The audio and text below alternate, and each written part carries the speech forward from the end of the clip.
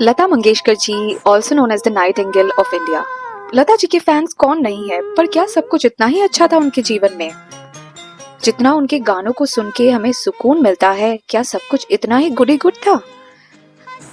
जिस गायिका ने मधुबाला से लेके प्रीति जिंटा या तक कटरीना कैफ को भी अपनी आवाज से संवारा है, जो वही गायिका जो वर्ल्ड फेमस है और सक्सेस की ऊंचाई को छू चुकी है, क्या वो गायिका इतनी ही साफ सुथरी और अच्छी थी? तो इसके लिए चलिए जानते हैं उनकी लाइफ की कुछ अनकही बातें।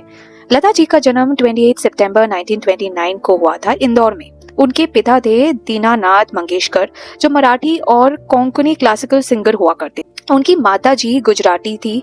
लता जी के और 4 भाई बहन थे। 1942 में जब लता जी 13 साल की थी, उनके फादर की डेथ हो गई।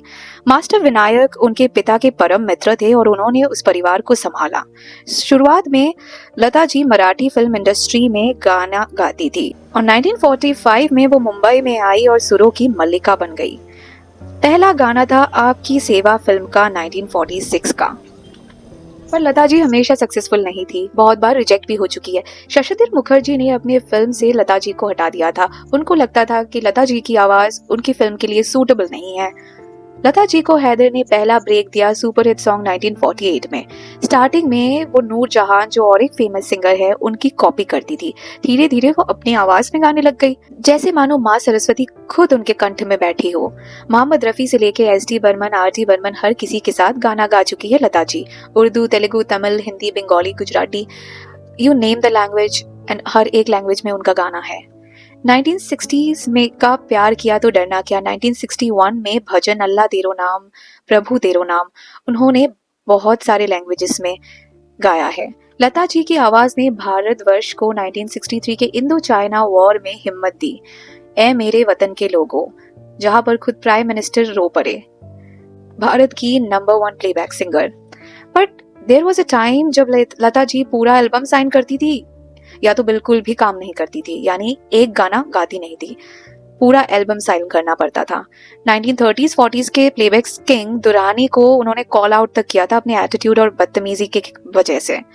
रफी साहब और लता जी का तो फेमस रॉयल्टी को लेकर कंट्रोवर्सी है। यहाँ पे रफी साहब को लगता था कि सिंगर्स को सिंगिंग तक ही दायरा बजाय रखना चाहिए, उसके बाद रॉयल्टी का कोई मतलब नहीं। पर लता जी को लगता था कि सिंगर्स को गाने को अपनाना चाहिए और रॉयल्टी लेनी चाहिए, क्योंकि उनके आवाज ने ही उस गाने को फेमस किया है, पहचान दी है। जैसी लता जी सबकी फेवरेट थी, ऐसे ही उनके कई दुश्मन भी थे। एक टाइम ऐसा भी आ गया था जब रफी साहब, एस.डी. बर्मन, आर.डी. बर्मन कोई उनके साथ गाना नहीं गाना चाहता था। धीरे धीरे हर चीज बदलता है। लता जी बहुत सारे फेमस डायरेक्टर्स के फिल्म्स में हमेशा प्लेबैक सिंगिंग करती थी, जैसे यशराज चोपड़ा के फिल्म्स में उन्होंने जब तक है जान तक में अपना गाना गाया है, पूरा एल्बम उन्होंने ही गाया है। ऐसी कई और डायरेक्टर्स हैं जिनके मूवीज में सिर्फ लता जी का गाना ही गूंजता था। पर लता जी ने कभी शादी नहीं की, तो उनकी जिंदगी में प्यार बहुत बार आया पर शादी तक पहुंच नहीं पाया। 2022 में 92 की उम्र में लता जी कोविड की वजह से गुजर गई और उस दिन बसंत पंचमी थी, यानी माँ सरस्वती के पूजा के दिन ही माँ सरस्वती की बड़ी बेटी गुजर गई। ये कोइंसिडेंट था कि क्या था पता नहीं, पर लोग ये कहते हैं कि माँ सरस्वती खुद आई थी लता जी को लेने। अगर आपको हमारा वीडियो अच्छा लगा तो जल्दी से चैनल को सब्सक्राइब कर दीजिए, ऐसे ही और बहुत सारे स्टोरीज और फैक्ट्स जानने के लिए। Thank you.